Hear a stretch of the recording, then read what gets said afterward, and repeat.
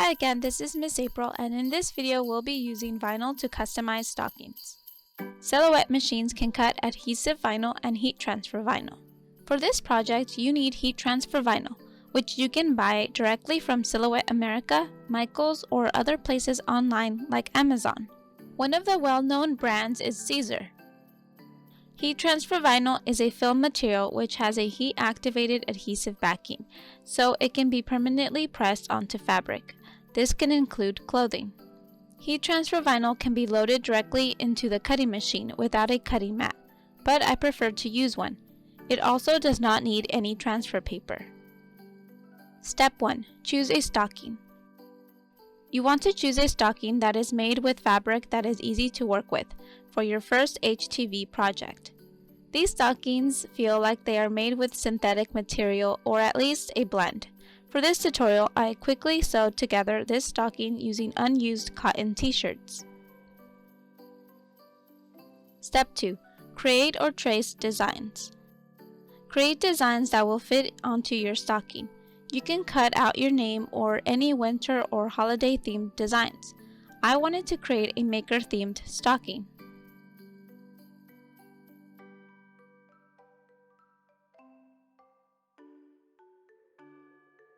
Step 3. Choose vinyl. There are different types of heat transfer vinyl that come in many colors. It can be glittery, flocked, metallic, glow-in-the-dark, and even have patterns. Choose the colors that would work best for your design. Heat transfer vinyl has a side that has a protective shiny film, and the back side usually is blank and looks matte, as opposed to adhesive vinyl, which usually indicates the vinyl type on the back side. Step 4. Measure and trim vinyl. Now that you have your designs laid out in Silhouette Studio and have chosen your vinyl, measure the vinyl and trim it to the size of the design space. For example, my design fits within a 7-inch square.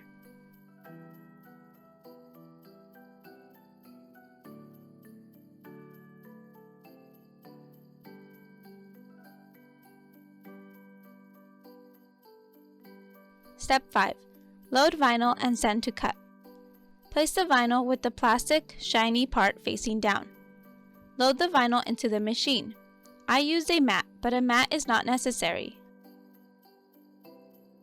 I also changed the media size. In the send panel, double check that all the red lines correctly indicate what you want the machine to cut.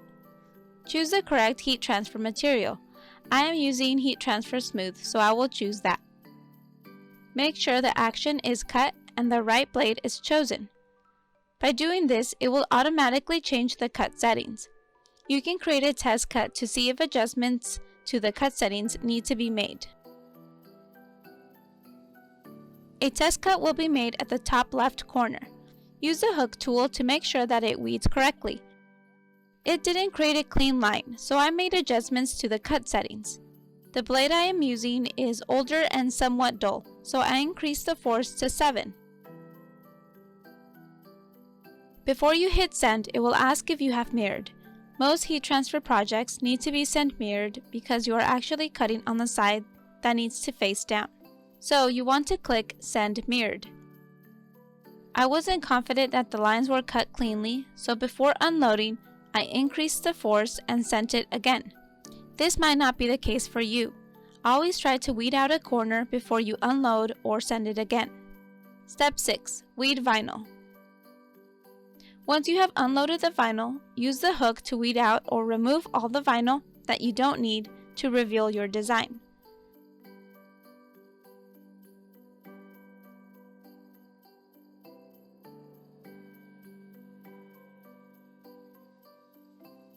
Sometimes I have scissors handy to cut vinyl off to make weeding easier.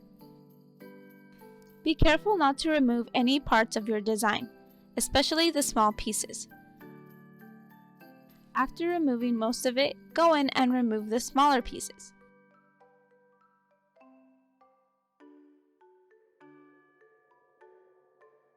Use the spatula to remove the vinyl from the mat.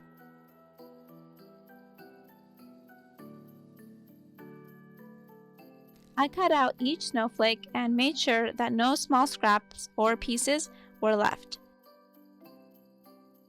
Repeat if you have designs of a different color. Step 7. Set time and temperature. To press on the vinyl, you need heat. You can use this Cricut Easy Press or an iron. Settings will vary and both work differently. This Easy Press by Cricut allows you to choose temperatures and set a timer. If using an iron, look up recommended settings online. Most will have you set your dial between cotton and linen, with the steam setting off, and suggest to cover your design with parchment paper and press for about 10 to 15 seconds. For this project, I set it to 315 degrees and 30 seconds. I use the heat guide web address for settings and directions. Step 8. Prep your station. Make sure to use a flat, hard surface. I also use a heat press mat to protect the table. Make sure your fabric is laid out smoothly. I arranged the snowflakes to give myself an idea of where I wanted them. Step 9. Preheat material. Always preheat your material or garments to remove moisture and wrinkles. This also helps it stick on. Do this for about 5 seconds. Step 10. Press iron on. Place your design with the shiny plastic part facing up. The matte part should be facing down. Apply even pressure upon the iron. If using the Easy Press, follow the heat guide directions. I applied it for 30 seconds using the built-in timer.